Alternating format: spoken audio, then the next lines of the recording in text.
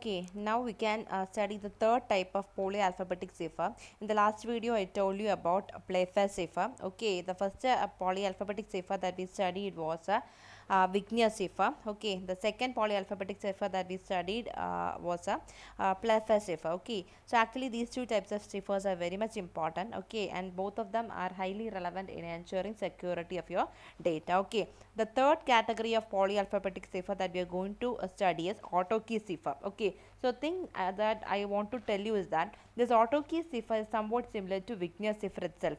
Okay, so that means Vigneer cipher purely works based on a Vigneer table. Hope you are remembering that particular Vigneer table, which consists of 26 cells horizontally and 26 cells vertically. That means 26 by 26 table was constructed. Okay, so based on that particular table, that means which is called as Vigneer table, Vigneer cipher was implemented. The same table is used here in this case of auto key cipher also. The only difference is that in the usage of key. Okay, so I'll tell you with the help of an example. So suppose your plaintext message that you want to undergo encryption with the help of this AutoKey cipher is attack is today. This is a particular message that you want to get encrypted with the help of AutoKey cipher. And on the other hand, the key you are going to use here is Queenly. Queenly. Queenly is a key which you are going to use here. So if it was based on the concept of Vigneer cipher, okay, simply if you find that the length of your key is not up to the length of your plaintext message, okay, naturally from this itself it is clear, by viewing this itself it is clear that the length of your plaintext message is much more than the length of the key. Okay, so in that particular concept of Vigneer cipher, simply if you find that the length of your key is not as much as the length of your plaintext message, simply you will be repeating that keyword again, okay, until you get up to the length of your plaintext message. Okay, but the thing what is happening here in the case of auto key cipher is that you won't repeat your key length. That means you won't extend your key length, okay, up to the length of your plaintext message by repeating the keyword itself. Okay, simply you will be adding the plaintext message letters into the back end of your keyword. Okay, that means since here queenly is a keyword, okay, and I found out that this queenly is a very short length keyword and it is not up to the length of your plaintext message. So I need to add something, that means I need to add some more letters so as to obtain up to the length of your plaintext message.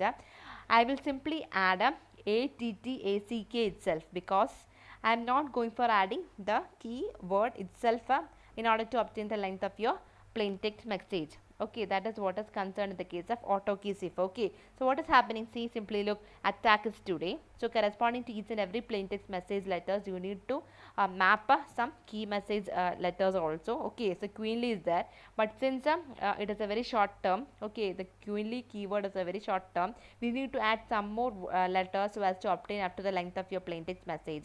So what you are doing here in the case of auto key cipher is that you are not going to repeat queenly word itself, you are going to add attack, that means the letters of your plaintext message itself at the back end of your keyword letters. Okay, that means ATTACK itself is added. Okay, and I don't think there is a need of going on adding the rest of the plaintext message letters, because it is quite enough, because it is sufficient now in order to do the encryption process. Okay, so that is the only difference what is happening in the case of Vigneer cipher as well as auto key cipher. Then how the encryption process is carried out is similar as that of the Vigneer cipher. That means in the case of Vigneer cipher, we simply adopted the support of Vigneer table. Likewise, here also we will be looking onto the Vigneer table. From that table, we will be correspondingly writing the ciphertext letters. Okay, so hope it is clear for you. That is the only difference which is lying behind a Vigneer cipher as well as auto key cipher. The next type of cipher that we are going to study under the category of polyalphabetic cipher is one-time pass cipher. So as the name implies itself, simply you have to be aware that you are simply having a book, okay, or otherwise a notepad, in which each and every sheet consists of different variety number of keys. Okay, variety number of keys are provided in each and every sheet of your notepad. Okay, simply consider in that particular manner. Each and every time you undergo an encryption process, you will be selecting a particular page or otherwise a particular sheet of your notepad, and then using that particular key, whatever is provided in that particular sheet, you will be undergoing the encryption process. The thing is that you simply cannot select a particular page.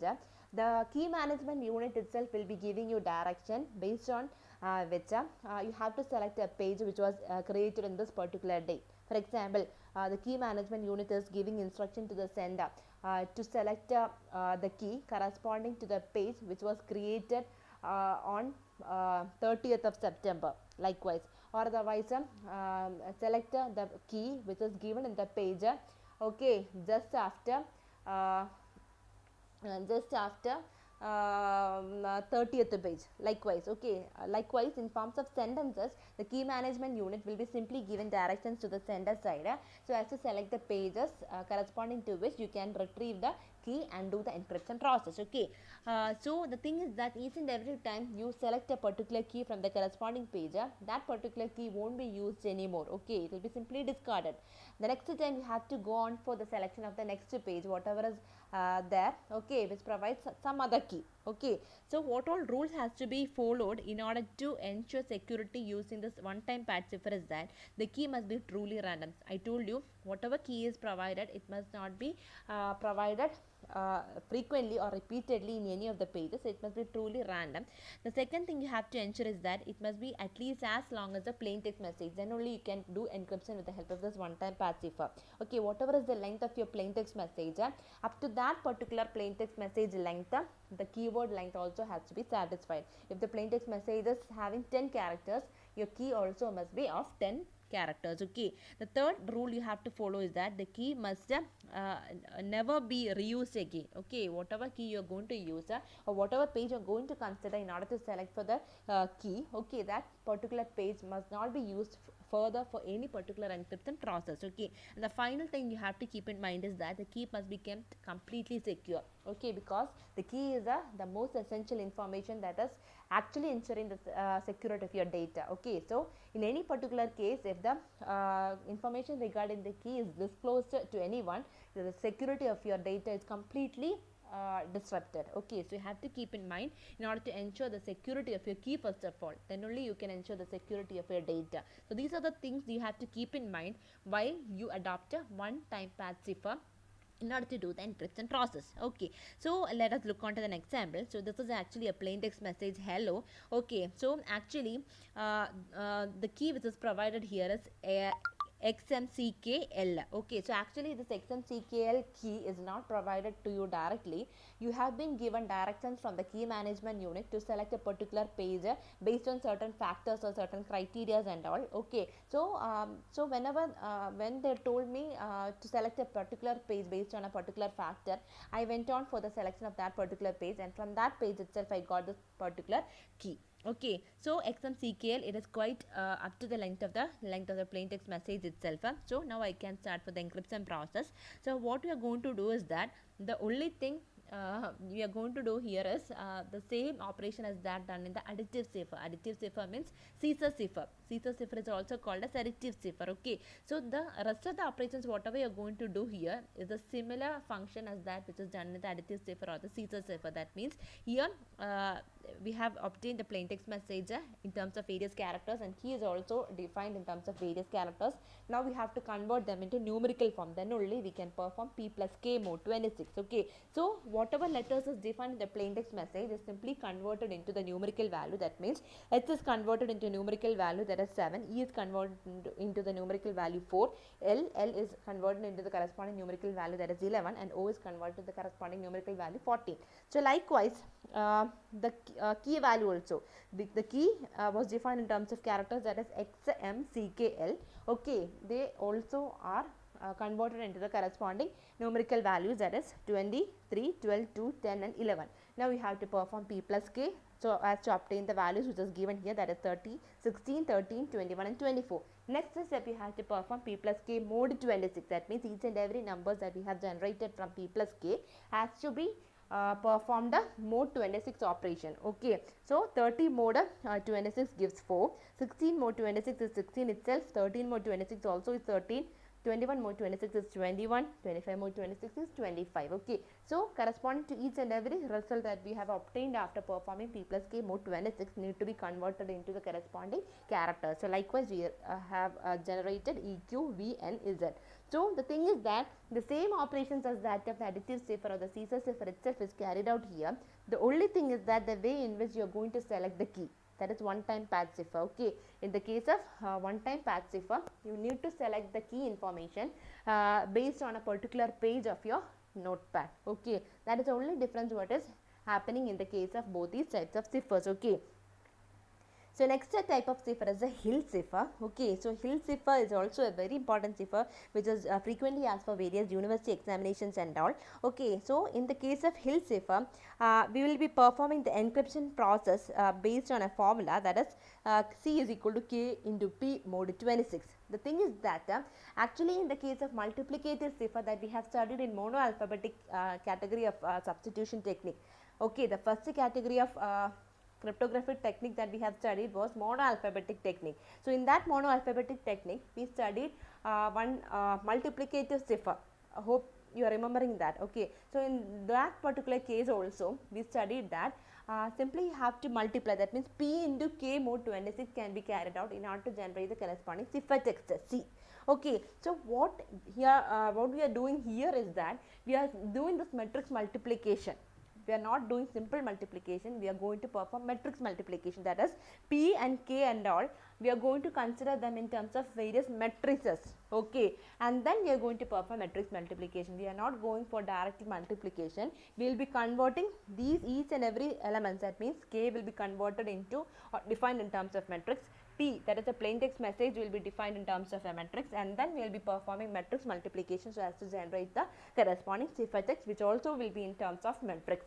Okay, so that is what is happening in the case of Hill cipher. That means simply matrix concept is used here. Okay, so here simply please look, this is the plain text message that you have to undergo encryption process with the help of Hill cipher. Okay, so CAT, that is a plain text message that you need to keep secure. Okay, so first of all itself I am going to convert it into the corresponding numerical value. Okay, so let it be 2019. Naturally C corresponds to the value 2, A is 0, T is 19.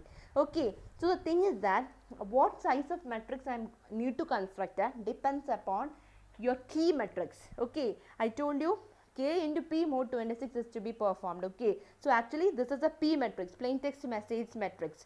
So how can you find K? That means the key matrix, it will be simply provided in the question itself. Okay, so in this particular question, the key matrix is already provided in form of a 3 by 3 matrix. Okay, it is simply provided in the form of a 3 by 3 matrix. Okay, 3 rows and 3 columns already it is provided. So from this you want to make a decision on how many rows you need in your plain text messages matrix. Okay, while you are constructing the matrix for your plain text message, how many rows is required, okay, can be simply found out after seeing the rows which is there in your key matrix. Okay, so since in your key matrix there are 3 rows, you need to construct a plain text message matrix with 3 rows itself. Okay, so hence I have constructed a 3 row matrix. The thing is that irrespective of what is the number of the rows in your key matrix, you certainly have to construct a matrix from plain text message in such a format that there is only a single column. Okay, only one column should be there. One single column should be there, but how many rows should be there can be simply found out only by analyzing the key matrix. So since your key matrix is having 3 rows, your plain text message matrix also should be in 3 rows, but the definite thing is that the plain text message matrix must be in single column itself. Okay, so now you have to perform matrix multiplication. Okay, that is, I told you it is K into P, don't do P into K, K into P has to be done. Okay, K into P mod 26 has to be performed. So first of all I am going to do K into P. Okay, K into P. So I hope you know what is matrix multiplication and how to perform it. Okay, so that is 6 into 2 plus 24 into 0 plus 1 into 19, that is 31. Next step, 13 into 2. Okay, 13 into 2 plus 16 into 0 plus 10 into 19 is 216.